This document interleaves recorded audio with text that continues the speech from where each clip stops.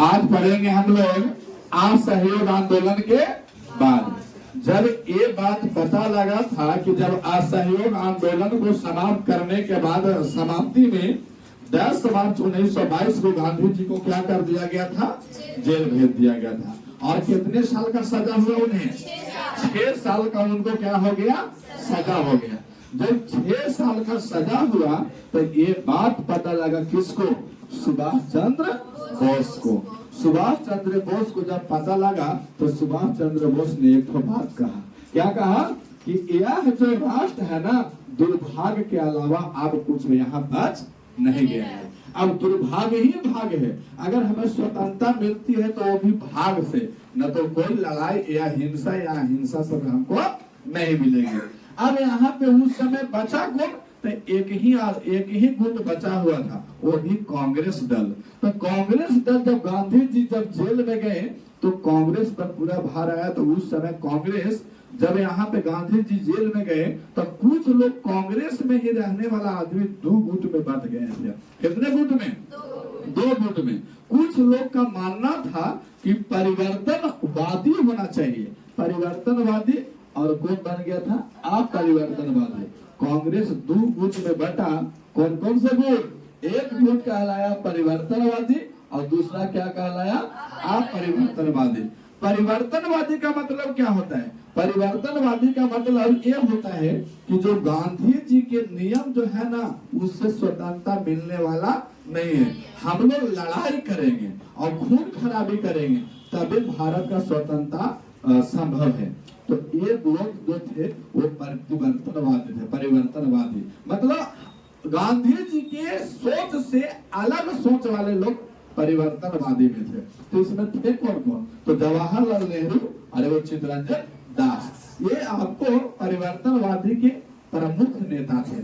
और आप परिवर्तनवादी में कौन थे, तो आप परिवर्तन में वादी में आपको सरदार वल्लभ भाई पटेल और फिर कौन, राजेंद्र प्रसाद, ये आपको आप परिवर्तनवादी के प्रमुख नेता थे। आप परिवर्तनवादी वाले क्या चाहते थे, ये लोग चाहते थे कि जो गांधी जी जो नियम पे जो चल रहे हैं वही सत्य है और उसी में हम भी उन्हीं के नियम पर चल करके और हम देश का स्वतंत्रता प्राप्त करेंगे। लेकिन परिवर्तनवादी वाला चाहते थे कि हम गांधी जी के नियम पर नहीं चलेंगे तब स्वतंत्रता संभव है। अब यहाँ पे 2 गुट में बचे। अब बटे तो यहाँ पे जब कांग्रेस 2 गुट में बटा तो यहाँ पे एक बाधा आई। बाधा क्या आई कि जब अपने घर में 2 आदमी बटा हुआ है तो भैया लड़ेगा कैसे, जब परिवर्तनवादी लड़ेगा तो आप परिवर्तनवादी साथ उसका नहीं देगा और आप परिवर्तनवादी लड़ेगा तो परिवर्तनवादी नहीं साथ देगा। तो यहाँ पे क्या हुआ कि बिहार में एक गया क्षेत्र है, गया शहर, वहां पे आपको मीटिंग रखा गया। मीटिंग को क्या बोलते हैं हम लोग, काउंसिल बोलते हैं। काउंसिल प्रवेश में वहां पे एक अधिवेशन किया गया। कहाँ पे, गया में। और गया में जब दोनों आया, आप परिवर्तनवादी और परिवर्तनवादी, जब दोनों एक सामने आया फिर भी दोनों में पटा नहीं। 1900 यहाँ पे काउंसिल में जब प्रवेश किए ना, जब यहाँ पे ये बात हो रहा था 1922 में, क्या हो रहा था 1922 में। 1922 में दोनों परिवर्तनवादी और अपरिवर्तनवादी दोनों सामने आया तो परिवर्तनवादी का क्या हो गया, हार हो गया था। वहां पे मीटिंग में परिवर्तनवादी जो मतलब खून खराबा पर भरोसा रखते थे, इनका बात गलत ठहराया गया और गलत ठहराया गया तो ये बहुत चित्तरंजन दास बहुत नाराज हो गए। और नाराज हो गए तो अपने पद से क्या इन्होंने कर दिया, इस्तीफा दे दिया। कोई भी व्यक्ति लगता है कि हम देश को आजाद करने के लिए सोच रहे हैं और हमको लोग कह रहा है कि आप चुप रहिए, आराम से रहिए, जैसे हम कहेंगे वैसे मानना होगा। चित्तरंजन दास को इस बात को बहुत बुरा लगा और बुरा लगा तो बोला कि हम बेकार है परिवर्तनवादी के मेन अध्यक्ष मैंने प्रमुख नेता, हम अपने पद से क्या करेंगे, इस्तीफा दे दें, परिवर्तनवादी भाड़ में जाए, कोई दिक्कत हमको नहीं है। अब यहाँ पे चित्तरंजन दास अपने पद से क्या कर दिए, इस्तीफा दे दिए। और इस्तीफा देने के बाद में चित्तरंजन दास और मोतीलाल नेहरू, जवाहरलाल नेहरू और चित्तरंजन दास कांग्रेस के अंतर्गत रह करके एक नए पार्टी का स्थापना किया, जिसका नाम क्या है? जिसका नाम क्या है? स्वराज पार्टी। ये स्वराज पार्टी का उन्होंने स्थापना कर दिया। माने कांग्रेस पहले से वो पार्टी था, एक नया पार्टी का स्थापना किया जिसका नाम क्या था? स्वराज पार्टी। अब पूछे जाते हैं प्रश्न, स्वराज पार्टी का स्थापना कौन किया? चित्तरंजन दास या मोतीलाल नेहरू। अब 1923 में जब चुनाव हुआ तो जनता इस पर भरोसा तो किया और चुनाव को इसको क्या कर दिया? जिता दिए तो लगा कि हाँ अब न बात हुआ, हम ठीके कह रहे थे। ससुरा गया में बोला कि हमको हरवा दिया था, हार करवा दिया था, लेकिन दुर्भाग्य खराब हुआ कि 1925 में चित्तरंजन दास को क्या हो गया? मृत्यु हो गया। 1925 में 1923 के बाद 2 साल के बाद चित्तरंजन दास का मृत्यु सन 1925 में उनको हो गया था, जिसके कारण अब यहाँ पे गांधी जी का हुआ तो गांधी जी बखुला रहे थे कि हमको यहाँ से रिहा करो। ये बहुत ससुरा भयंकर आदमी था, जेलों में खाना वाना कुछ नहीं खाते थे ना, हम मर जाएंगे तो लोग फंस जाएगा। उपवास भी रखते थे। उपवास क्या हुआ तो यहाँ पे गांधी जी को क्या कर दिया? 1924 में छोड़ दिया गया। 1922 में लेके गया था गिरफ्तार करके 10 मार्च 1922 को, और सजा था 6 साल का। कितना साल का? 6 साल का। जब 6 साल का सजा हुआ तो 24 में कैसे छूट गया? कोई अंदराही कारनामा करते रहते थे, वो बिया के ससुर अंग्रेजवा छोड़ दिया इसको, जे टकलू के जाए दो। जब टकलू बाहर आया तो इन्होंने कहा कि अंग्रेजों ने कहा दिया था भाई साहब छोड़ रहे हैं, लेकिन फिर कोई जाके आंदोलन नहीं कर देना। बोला कि ना अब आंदोलन हम नहीं करेंगे। यहाँ से काम बनाया कैसे हाथ जोड़ करके निकले, और आंदोलन ना करेंगे, फिर आंदोलन करो। फिर यहाँ से गांधी जी छूटे, लेकिन अपने वक्तव्य के अनुसार 24 से 28 तक 1924 से 28 तक इन्होंने राजनीतिक से क्या रहा? दूर रहा। लेकिन दूर रहने के उपरांत में भी उन्होंने जो आपको असहयोग आंदोलन में जो रचनात्मक कार्य था, जैसे छुआछूत, अप्रियता, जाति भेद, है ना, शराबखोरी, ये सब को क्या करना था? दूर करना था। तो ये सब कार्य में इन्होंने अभी भी लगे हुए थे, रचनात्मक कार्य में इन्होंने लगे हुए थे जेल आने के बाद भी। इसके बाद क्या हुआ तो यहाँ पे तो एक बात है कि यहाँ पे जैसे कि इलाहाबाद हो गया, दिल्ली हो गया, लखनऊ हो गया, नागपुर हो गया, जबलपुर हो गया, ये सब क्षेत्र में यहाँ बोला गया था कि गांधी जी बोले थे कि हिंदू और मुस्लिम को क्या करना है? एकजुटता का पहचान करना है। इस ससुर दोनों एक में भिड़ गया। ले गांधी जी के पूरा रचनात्मक कार्य विफल कर दिया कि नहीं कर दिया? यहाँ दोनों हिंदू मुस्लिम अपने में घर के ढुकिए ले, दोनों अपने में लड़ले हैं। और लड़ा तो गांधी जी करते क्या? बोला कि भाई अभी तो हम छूट के अबे किए हैं, कैसे कैसे आओ क्या करें हम? गांधी जी कहते कि जब तक कोई आंदोलन बंद ना करेगा हम खाइबे ना करेंगे। उपवास रख दिए। अच्छा, उपवास रखे से गांधी जी के उपवास रखने से हिंदू मुस्लिम लड़ाई शांत हो जाएगा? नहीं। हालांकि ये शांत आंदोलन नहीं हुआ, जैसे जैसे बढ़ते गया और उग्र होता गया। यहाँ पे उग्र को दबाने के लिए, यानी हिंदू मुस्लिम लड़ाई को रोकने के लिए महात्मा गांधी क्या किए थे? उपवास। उसी समय क्या हुआ था? उसी समय आपको कृषि में मंदी आ गई थी। कृषि मतलब जो मिट्टी से उगने वाला वस्तुएं हैं, जैसे आलू हो गया, धान हो गया, ये सब जो वगैरह है, ये सब में क्या हो गया? आर्थिक मंदी। और आर्थिक मंदी हुई तो यहाँ पे वस्तुओं का मूल्य क्या हो गया? घट गया। जब लोग किसान लोग लेके जाते थे मार्केट में बेचने के लिए तो बहुत कुछ, अगर 10 रुपए चावल बेचना है तो 2 रुपए लेगा, किसान लोग नहीं बेचते थे, जिसके कारण नगदी उसके पास रुपया की कमी हो गया और किसानों का लगान धीरे धीरे बढ़ता चला गया। जिसके कारण अब यहाँ पे आएंगे हम लोग, पढ़ेंगे सविनय अवज्ञा आंदोलन की पृष्ठभूमि। सविनय अवज्ञा आंदोलन के पृष्ठभूमि। उस समय वहाँ का गवर्नर कौन था? तो वहाँ का गवर्नर था जॉन साइमन। कौन था नाम? John Simon. साइमन ने एक कमीशन लाया, एक कानून लाया था, जिसका स्थापना कितना ईस्वी में हुआ था? 1927 ईस्वी में। एक कानून लाया था जिसके नाम आपने नाम रखा था साइमन, और एक कानून है, उसका नाम क्या है? Commission, Simon commission. यानी साइमन के द्वारा लाया गया कानून क्या कहलाएगा? Simon commission. इसका स्थापना कब किए थे? 1927 में। जब हमारे यहाँ हिंदू मुस्लिम दोनों एक में लड़े थे तो जॉन साइमन ने कहा कि देख भैया, तुम लोग भारत के जो क्रांतिकारी है ना, जो राजनीति करते हैं, उनको करने नहीं आता है, हम तुम लोग को सिखाते हैं कि कैसे राजनीति करना है। बात बढ़िया लगा भारतीयों को, भारतीयों को बढ़िया लगा। तो ये बात बोले कौन? George Simon. और जॉर्ज साइमन बोला कि हमारे यहाँ 7 गो राजनीति वाले आदमी हैं, उसको तुम लोग को भारत में लाते हैं और तुम लोग एक अपना इलेक्शन करो और जो भी आपको समस्या होगा वहां से जीत के आओ और ये आपको सदस्य लोग को बोलो, हम तुम लोग को विकास करेंगे। लेकिन अगर राजनीति करना अगर ब्रिटेन वाला अंग्रेजी सरकार सिखा रहा है तो कभी भारतीयों के हक में बोलेगा का? नहीं बोलेगा। तो इन्होंने बोल दिया कि हमारे यहाँ 7 अंग्रेजी सदस्य हैं, ये जो कहेंगे वही आपको मानना पड़ेगा। भारत वाला लोग गरमा गया, ये तो भैया अपन बाप के तो बात मानवे ना करता है भारतवासी, ये 7 लोग कौची माने। तो जैसे ही ये आया कहा, इसका अध्यक्ष कौन थे? ये वाला कमीशन का अध्यक्ष कौन थे? Sir John Simon. और इन्होंने इस 7 आदमी को यानी 7 ब्रिटेन वाला सदस्य को बुलाया और बुलाया कब? 3 फरवरी 1928। 3 फरवरी 1928 को जब बम्बई आया, अभी वो मुंबई है, पहले वो क्या था? बम्बई। जब बम्बई आया, 7 एकदम पूरा धाकर धकर गोर गोर आदमी था, है ना, उतरा तो भारत वाला कहा कि हाँ आओ आओ। आया, उनको क्या दिखाया? काला झंडा दिखा दिया। उन्हें क्या दिखाया? काला झंडा। काला झंडा आज हमारे यहाँ विरोध का प्रतीक है। मतलब तुम आया है तो बेटा ठीक है, लेकिन हम तुम्हारा बात नहीं मानेंगे, तू जो कहेगा होकर हम विरोध करेंगे। इन्होंने क्या किया? 3 फरवरी 1928 को इन्होंने आए और भारतीयों ने उनका स्वागत कैसे किया?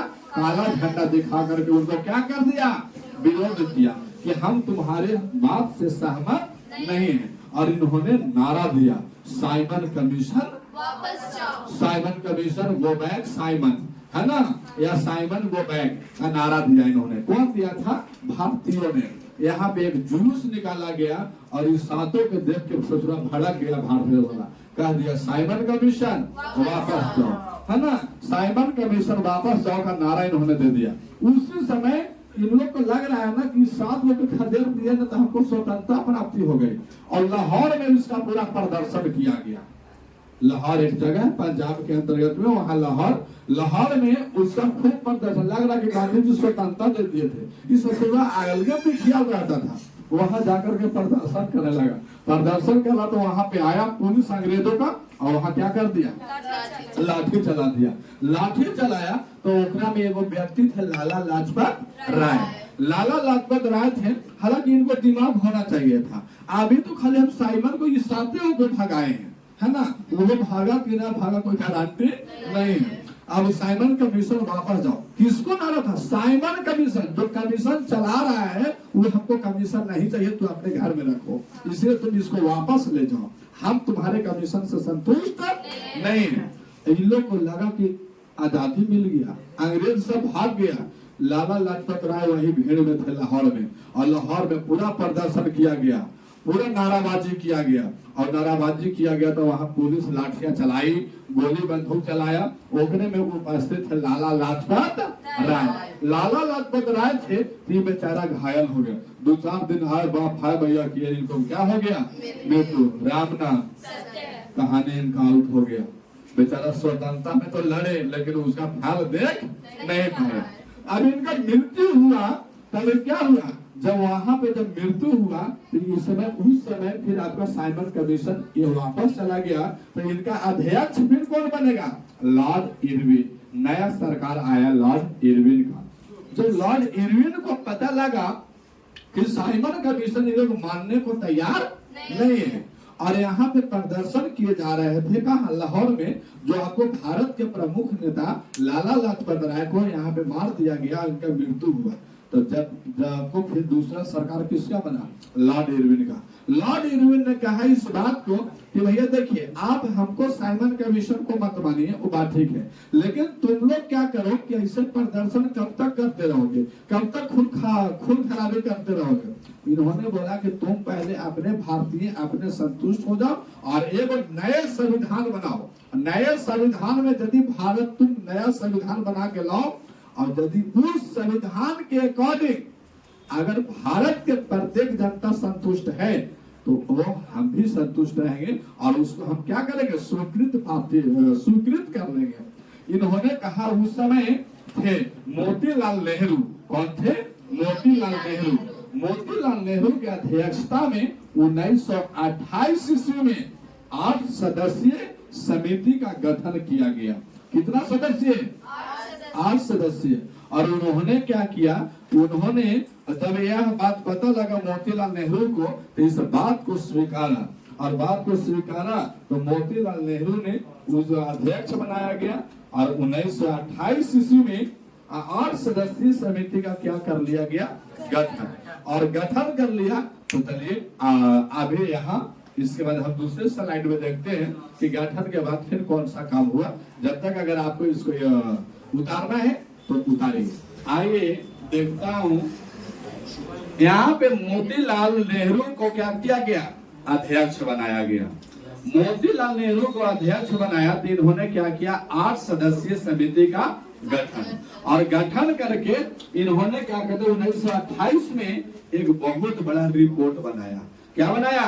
रिपोर्ट। उस रिपोर्ट को हम संविधान भी कह सकते हैं, कानून भी कह सकते हैं। हालांकि वो संविधान नहीं तो डॉक्टर भीमराव अम्बेडकर बनाए थे, वो संविधान नहीं था। ये आपको रिपोर्ट में लिखा हुआ था कि हम लोग को क्या क्या चाहिए, हमें क्या नहीं चाहिए। हम भारत के सभी लोग इस कानून के तहत या इस रिपोर्ट के तहत हम सभी एक रूप में हैं और एक मान्यता लेकर के आपके पास आए हैं। इन्होंने कहा ये आपको रिपोर्ट जब बनाया 1928 ईस्वी में तो इसको आपको प्रस्तुत किया। किसके सामने? किसके सामने? लॉर्ड इरविन के सामने यह प्रस्तुत किया गया। और यह रिपोर्ट जो प्रस्तुत किया गया, यही रिपोर्ट क्या कहलाता है? नेहरू रिपोर्ट। क्या कहलाता है? नेहरू रिपोर्ट। तो हम कहेंगे कि नेहरू रिपोर्ट क्या था, अगर प्रश्न में आए तो आप लिखेंगे इसको। यह रिपोर्ट क्या कहलाया? नेहरू रिपोर्ट। और इसमें मांग रखे गए औपनिवेशिक स्वराज, मतलब हम लोग को किसी टाइप से अपना स्वराज बने, अपना राज्य या पूर्ण अधिकार दीजिए। इसके बाद कहा गया कि विदेशी मामला जो है ना, विदेशी मामला जो बाहर से आयात और निर्यात होते हैं देश के बाहर से, वो आप देखिए, सेना वगैरह को आप देखिए, लेकिन जो भारत में मामला है, भारत का मामला हम लोग देखेंगे। ये बात को बोला गया। इसके बाद क्या कहा गया, यहाँ पे कहा गया कि जो विचार अभिव्यक्ति है ना, यानी विचार बने हम लोग को सोचने समझने की शक्ति या फिर अभिव्यक्ति जो हम लोग बोलने की स्वतंत्रता हम लोग को दिया जाए। पहले बोलने की स्वतंत्रता नहीं थी, लेकिन इस स्वतंत्रता को माना गया। लेकिन फिर भी जो रिपोर्ट में बात, नेहरू रिपोर्ट में बात जो लिखी गई थी, इसे नेहरू रिपोर्ट में लिखे गए बातों को सभी दलों को मान नहीं था। खास करके यहाँ जो मुस्लिम और हिंदू लोगों में लड़ाई हो गया था, तो मुस्लिम लोग इसको मानने को तैयार ही नहीं थे। हालांकि इरविन को ये बात पता था कि जब भारत वाला कोई रिपोर्ट बनाएगा, उस सभी को कहा कि यहाँ के आदमी मूर्ख है, यहाँ के आदमी मूर्ख है, क्योंकि सोचना तय है आदमी कि अगर मान ली कि 5 वस्तु यहाँ पे फ्री में मिल रहा है, सोचना भगदड़ मच जाएगा, कितने लोग को तो जान चल जाएगा। समझ गए? एक अगर यहाँ से अभी चॉकलेट फेंके तो 10 पैसे लोग तैयार, चरानी चॉकलेट, उससे कोई होना जाना नहीं है। ऐसा यहाँ होता है। हमारे सभा में स्कूल के बगल में कंपनी है एफपीओ, वहाँ पे राहड़ मिल रहा था। सोचना जे आ रहा है राहड़ हमको देता, उसमें वो गमछी भी मिला है, हमको भी मिला है। समझ गए? बात है था।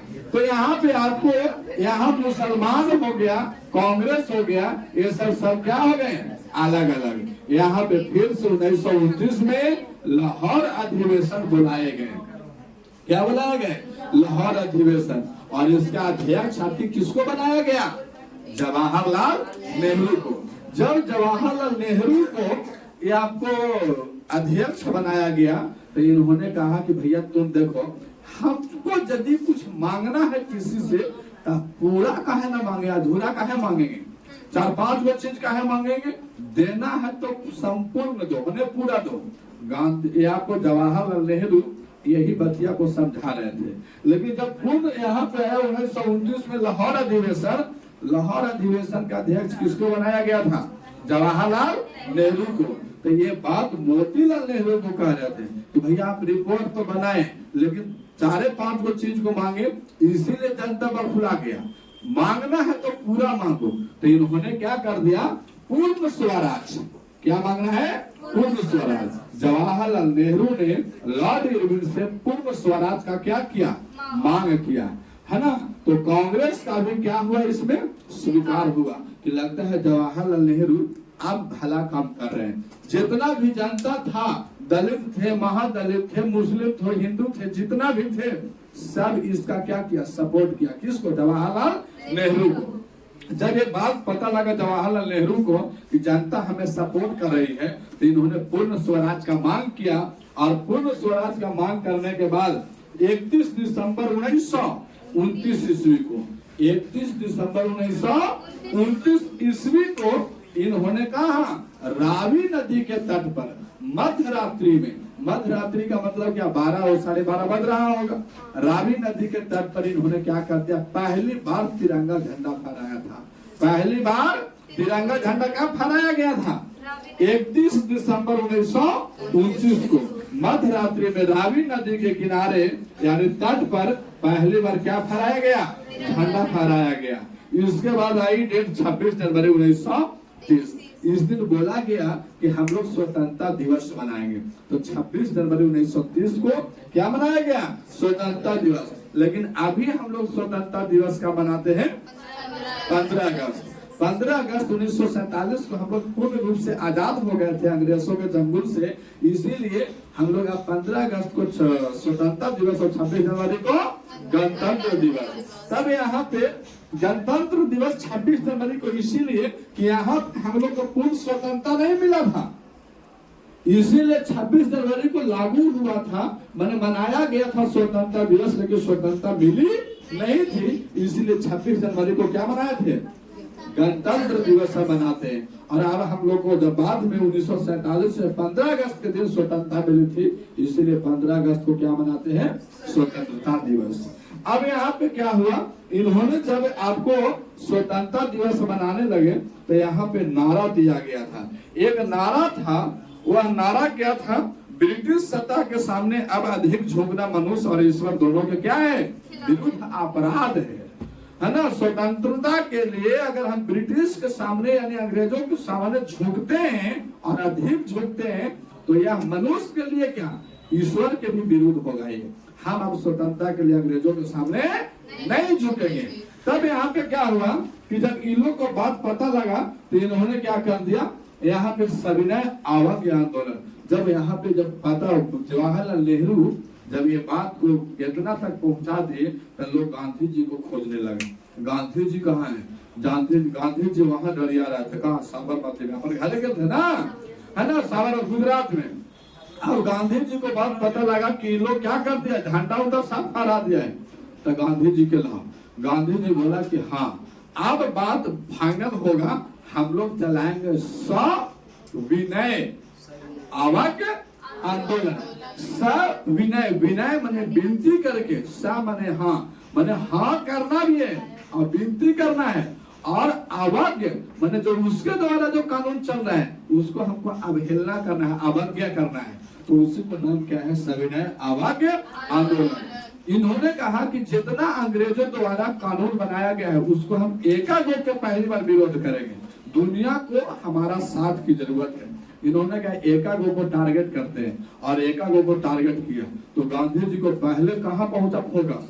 नीमक पर। कहाँ? नीमक पर। नीमक सभी लोगों को जरूरत है। नीमक का मतलब नमक, है ना, सभी लोगों को जरूरत है। इसीलिए उसका जो प्रकृति जो चीज सभी लोगों के लिए मान्य है वो प्राकृतिक ने नेचुरल रखा है, माने बहुत सस्ता या फिर एकदम में फ्री। जैसे ऑक्सीजन सबको बहुत जरूरी है। सोचना एक सांस के लिए तुम्हारा भी जान नहीं बचेगा। 5 मिनट नाक आंख दोनों बंद कर दिया, मुंह कहानी समाप्त। तो जो मनुष्य के लिए अति आवश्यक है भगवान ने उसे फ्री करके रखा है, या फिर कम मूल्य पर रखा है। जैसे कोई सब्जी उब्जी वगैरह ना बने, मार गीला चावल बनाओ, उसे मार रहने दो और नमक मिर्चा के साथ खा के एकदम ठीक हो जाओ। होता है कि नहीं होता है? तो आपको सबसे पहला दृष्टि कहाँ गया गांधी जी को? नमक कानून पर। इन्होंने कहा कि पहले हम नमक कानून का तोड़ने का क्या करेंगे? निश्चय करेंगे। तो गांधी जी ने स्वयं कानून को क्या किया? ब्रिटिश शासन का सबसे दमनकारी पहलू मानते थे कि अगर हमको सबसे पहले अगर इस आंदोलन को शुरुआत करना है तो हमें सबसे पहले किसको करना चाहिए? नमक कानून को तोड़ना पड़ेगा। और नमक कानून को गांधी जी ब्रिटिशों का सबसे दमनकारी पहलू मानते थे। इन्होंने निश्चय किया कि कानून को, इसको नमक कानून को तोड़ा। नमक कानून तोड़ने के बाद ये आंदोलन को प्रारंभ किया गया।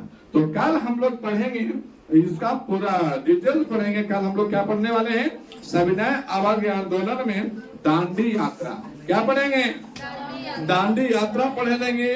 फिर इसके बाद नमक सत्याग्रह का प्रचार पढ़ेंगे। इसके बाद गांधी इरविन समझौता। जब गांधी जी खूब परेशान करने लगे तो ये जो इरविन यहाँ सरकार बनल था, इन दोनों में क्या होगा?